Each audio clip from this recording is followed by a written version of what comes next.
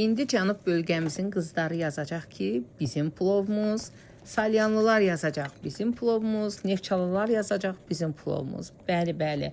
Hər zaman yemək videolarında ən əsas da plovlarda, kommentlərdə ayrıntılıq olur. İnanın ki, mən özüm də bilmirəm hansı mətbəximizdir. Əsas onu bilirəm ki, bizimdir, Azərbaycanındır. Paxla plov hazırlayırıq. Ankor yağı ilə möhtəşəm olur. Əvvəlcə düyünü süzürəm. Düyünü süzəndə elə təmizlənmiş paxla da vururam.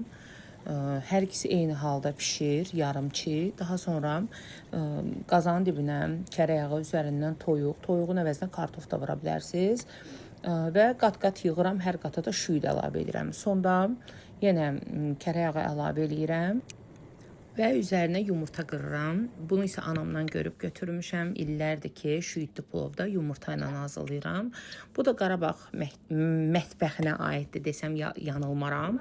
Bu isə yumurta tam bişdikdə demək ki, düyü artıq tam hazırdır. Çünki yumurta buxarda pişir. Və hal-hazırda toyuğun da gözəlliyini görürsünüz.